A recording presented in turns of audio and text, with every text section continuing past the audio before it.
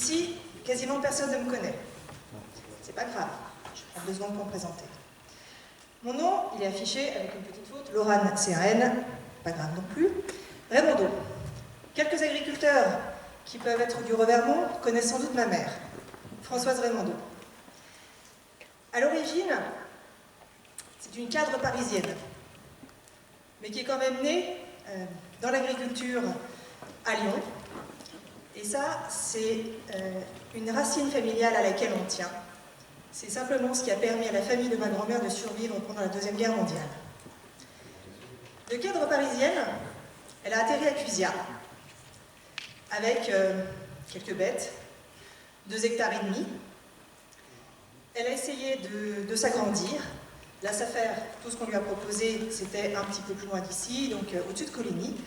Aujourd'hui, toute seule, en quelques années, elle est passée de ses 2,5 hectares à plus de 140 hectares, soixantaine de vaches. Elle fait de la Galloway, c'est une petite vache écossaise qui n'a pas été génétiquement modifiée, en bio, donc ça pâture de partout, c'est génial, ça débroussaille, bref, elle s'éclate. Elle n'est même pas là ce soir parce qu'il y a du boulot, hein, et vous le savez. Donc depuis petite, les mains, je les ai dans la terre. Je me suis levée avec elle, à 5 h du matin, parce qu'il faut mettre de l'eau aux bêtes. Hein. Il faut les nourrir, évidemment. Il faut ensuite aller réparer les clôtures. Bref, c'est le boulot que vous faites tous les jours. Voilà. Je fais juste un petit point sur mon étiquette. En fait, je n'ai pas d'étiquette. Je ne suis pas rattachée à un parti. Et c'est volontaire. J'ai essayé de le dire à la presse, ils ont quand même écrit « écologiste de droite ». Pourquoi pas? C'est mignon, c'est nouveau. Alors allons-y. J'ai lu les 13 propositions que vous m'avez soumises un petit peu tard. Je les ai reçues hier soir. C'est pas grave.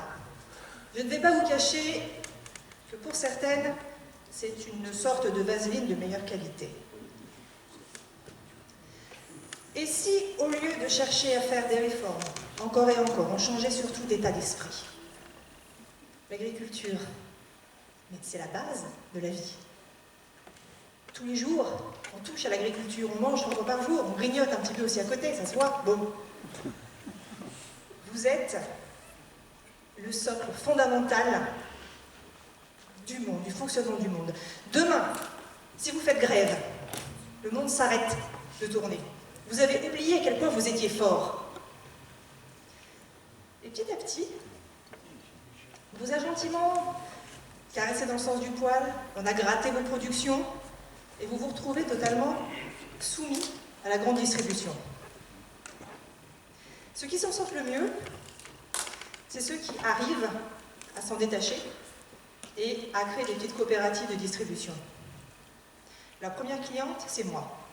Ça fait plusieurs mois qu'avec mon mari, on n'a pas mis les pieds dans un supermarché parce que le vrai coût des choses, c'est pas le prix qui est affiché, qui est super intéressant. Ok, mon kilo de carottes, il est pas très cher. Mais en coopérative, oui, il est un peu plus cher. Je l'achète bio aussi. Mais le gars à qui je donne mon argent, il est en face de moi. Et je le respecte en consommant ainsi. Alors l'état d'esprit, je ne vais pas vous détailler 15 millions de propositions. Non, franchement, on n'en est plus là. On en est à vous respecter vous. On en est à vous rendre votre dignité. Ma mère, elle galère, elle essaie de vivre chaque année avec 5 à 15 000 euros. Vous trouvez ça normal? Mais vous vivez la même chose. Où est-ce qu'on va? J'ai entendu quelques adversaires, que je respecte bien évidemment, dire des choses assez contradictoires. Malheureusement, il y a quelques réformes proposées, parmi les 13 propositions, qui vont dans un sens un peu trop ultralibéral. Les exportations, les échanges. C'est choupinet. Mais comment est-ce qu'on peut mettre en concurrence un agriculteur français, c'est-à-dire vous, qui s'emmerde avec des normes, parfois à la con, on est OK, avec un agriculteur polonais, payé à coups de lance-pierre, qu'on laisse polluer les sols à volo? Comment est-ce qu'on peut vraiment vous mettre en concurrence? Il n'y a pas de concurrence, elle est particulièrement déloyale, on est d'accord. Là, on une vision de l'Europe. Mon Europe à moi, elle n'est pas c'est pas une mondialisation libérale comme prône notre ami M. Mallet, à travers... Hein, c'est une Europe qui arrête d'hésiter entre une fédération et une confédération. C'est quoi la différence? Les États-Unis fonctionnent sur un système de fédération, c'est-à-dire quelques petits États, quelques petites lois personnelles et un gouvernement central. Nous n'avons pas la capacité financière de gérer ce système-là, à l'échelle européenne.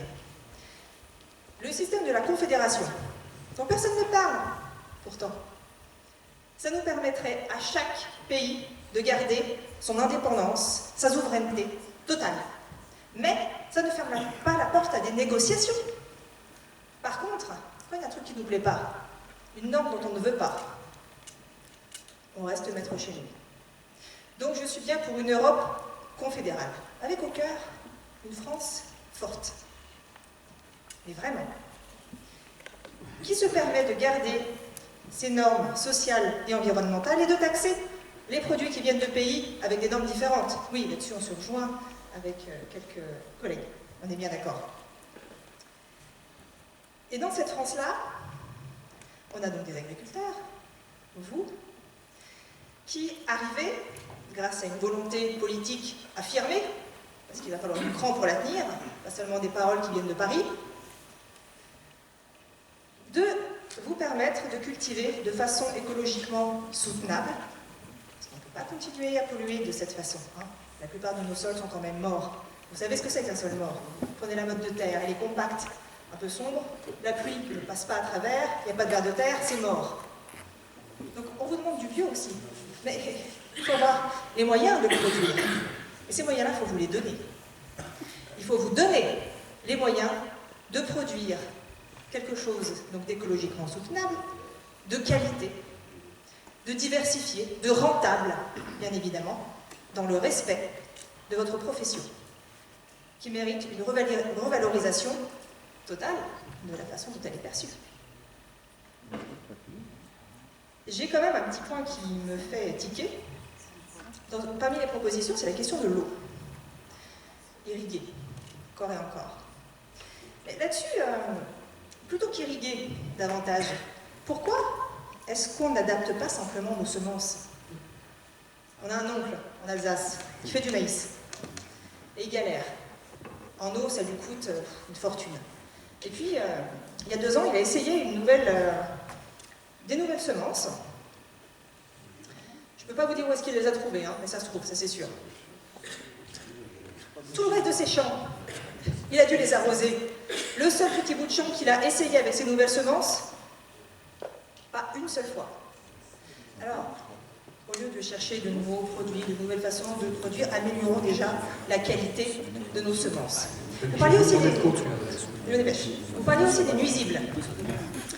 Les sangliers, par exemple. Essayez de changer la nature de votre blé. Un blé barbu. Je crois qu'il n'y a pas un seul sanglier qui l'ait touché. Hein. Moi non plus, je ne vais pas m'y risquer. Quoique petite, il paraît que... Bon, bref, on va rien faire. Donc, je suis obligée de conclure là, mais pour vous dire que je crois qu'il est temps que les agriculteurs reprennent le pouvoir sur leur production. Volonté politique, volonté tout court. N'hésitez pas à vous battre, et je me battrai avec vous, en tant que député, si je devais être élu. Merci beaucoup.